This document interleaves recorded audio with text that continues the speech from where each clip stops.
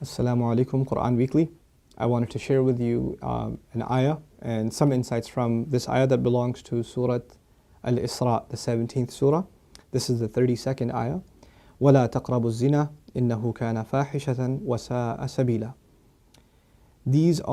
This belongs to a passage in the Quran that are kind of the equivalent of the 10 commandments that you probably heard the famous phrase. Some Sahaba call them the equivalent of what the essential teachings that were given to Musa alayhi salam. Interestingly, they belong to a surah that's also called Bani Israel, the sons of Israel.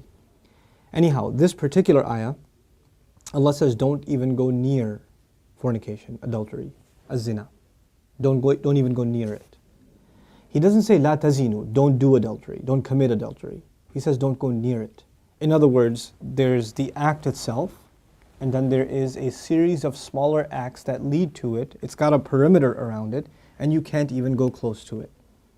One has to understand the language of the Quran and the sensitivity in which it deals with this subject to appreciate the wisdom of Allah Azza wa Jal and how He's counseling us in dealing with this problem.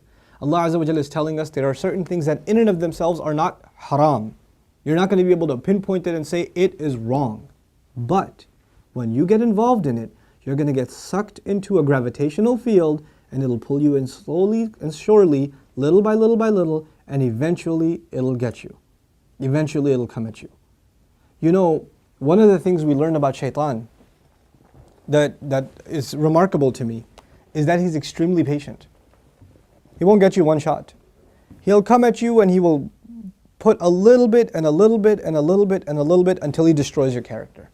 He won't come and make you do the wrong thing right away. You know? Even in the story of Adam alayhi salam and Hawa, inshallah one day we'll do that story and some of the wisdoms from that story in the Quran. The way he approached them in Surah Al-A'raf is really interesting. He was relentless. It wasn't just one time. Like we assume that he just came and said, hey, tree, doesn't it look good? And he was gone. No. He was extremely relentless. And he kept at it and he kept at it and he kept at it and he built this idea in them until they would think it's their idea. You know? And when people start listening to shaitan, this is the same surah, Allah Azza wa Jalla says, Inna ibadi laysa laka alayhim sultan. My slaves, you're not going to have any authority over them. In other words, people who really submit to Allah, He will not have authority over them. But others, الشَّيْطَانُ يَعِدُكُمُ الْفَقْرَ وَيَأْمُرُكُمْ بِالْفَحْشَاءِ Surah Al-Baqarah. He will command you to do shamelessness. In other words, when you listen to him a little bit, you've granted him a little bit of power. When you listen to him a little more, you've granted him a little more power. And if you keep on listening to him, he gets to the point where he can command you. You will find yourself, I can't even help myself, Brother Nouman.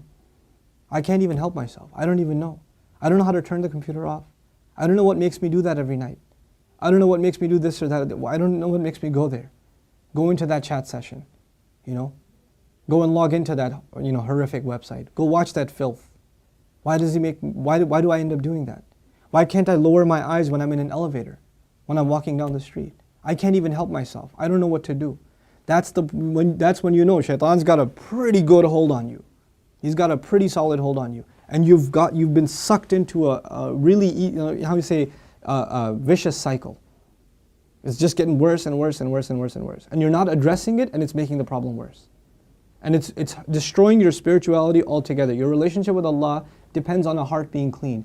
Every time you're exposed to filth, more dirt, more blackness, more covers are poured on top of your heart. And it keeps on pouring and it keeps on pouring and it keeps on pouring to the point where you're listening to the word of Allah and you can't get yourself to even shed a single tear. It won't come because your heart has been made so hard because of all the exposure to filth, all the sin that your eyes are taking in all the time. And you don't even care anymore. You know, a good heart, when it sees something inappropriate that doesn't coincide with the commandments of Allah, it is disturbed. It's not attracted, it's disturbed. It says, no, that's wrong. Immediately the conscience kicks in, the alarm goes off. But when you're at the point, when you're by yourself and you feel no guilt doing it, you just don't feel anything. You don't feel that it's wrong. The only thing before you stare at a sister, you look around like, is anybody else watching? And then you take a good look. That means the fear of Allah is completely gone. The only fear you have is that of the seen. There is no more fear of the unseen. What a horrible spiritual state to be in. Allah says, يَعْلَمُ خَائِنَةَ الْأَعْيُنِ وَمَا تُخْفِي الصُّدُورِ. He knows the stealing of the eyes, that little glance you caught. He knows that one, that little glance you took. What to speak of the stare. And He knows what the chests are hiding. You know why I brought up this particular ayah? Don't even go near zina. إِنَّهُ كَانَ فَاحِشَةً. It has always been considered a lewd, shameless, vulgar act. وَسَاءَ سَبِيلًا. And a horrible path. Allah describes it as a path. A horrible path. In other words, a path has steps. Right? A path is made up of steps. You have to identify which step you're in. What makes you get into this? You know, and for each of you, there's a process, there's a cycle. You're in a room by yourself. You know, you're after school. You've got a couple of hours before your parents get home. You know, you're among a bunch of friends that don't have any standards. You have to identify what leads you to this sin every time, and you have to cut it in its tracks. You have to stop going down that path. وَسَاءَ سَبِيلًا. What's amazing to me about this ayah, where it's situated. Right after this ayah, Allah says, don't murder people. وَلَا تَقْتُلُوا النَّفْسَ الَّتِي حَرَّمَ اللَّهُ إِلَّا بِالْحَقِّ. Don't kill any person that innocent person essentially. Allah mentioned this crime first and murder second. Can you think of that? Like, we think of murder as this huge crime, right? But Allah says, when you violate the dignity of a human being, that's fahsha. Looking at a human being in that way is violating your own and their dignity. And when we kill a person, we have violated their physical, their right to life. So there's the spiritual murder, fahsha, and there's the physical murder, qatl. There's two kinds of murder here. So Allah mentions the spiritual murder first. Our standards have gone so low. A movie comes out, you see a couple of trailers, you tell yourself, there's just one bad scene in it, it's okay. It's PG-13, it's not R. What used to be R 10 years ago is now PG-13. What used to be PG-13 is now PG. They put filthy scenes in everything now. And we don't even care about the spiritual price we're paying. It's affecting our prayer, it's affecting our dua, it's affecting our character, it's affecting our family life. It is. And we don't care. We just think, hey, that's life, bro, come on, live in the times. It's alright. That's just what it is now. What can you do? So many of you don't care what kinds of pictures you put up of yourselves on your Facebook pages.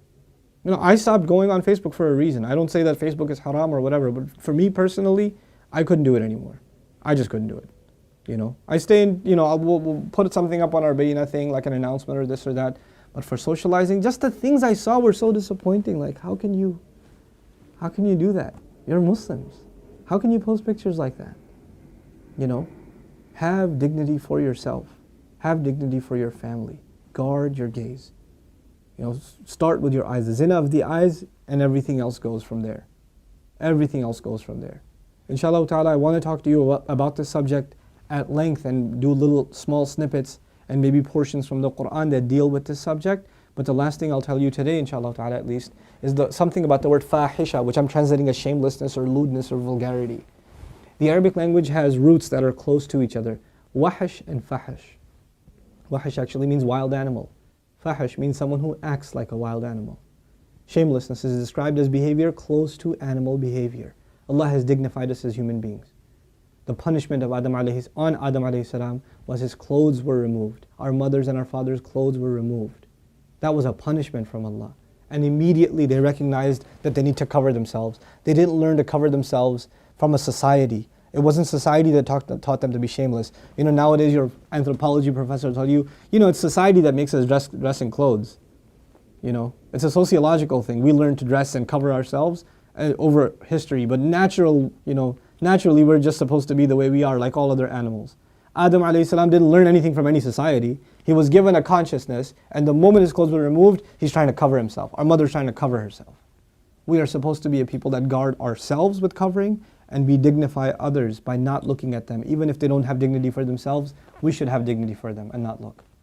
Because they are in the end a creation of Allah. Even if they're a disappointing creation of Allah, they are a creation of Allah. And we have more respect for ourselves and for humanity in general to not look at it as animals look at other animals. May Allah Azza wa Jal make us spiritually healthy and alleviate us from this growing and ever increasing spiritual problem, and that is of not being able to lower our eyes. And may Allah not allow us to be in company and in situations and involved in activities that lead us more and more towards this horrible, horrible path. May Allah Azza wa Jal clean our way or ease our way to a purer and healthier spiritual life. Barakallahu li wa lakum. Wassalamu alaikum, Quran Weekly. Assalamu alaikum, Quran Weekly. The Prophet ﷺ told us, "Ad-dallu ala al-khayr kafa'ilihi." The one who points to something good gets the same reward as the one who did the good itself. Do me a favor and do all of yourselves a favor and share in the goodness if you benefited from these talks and these videos.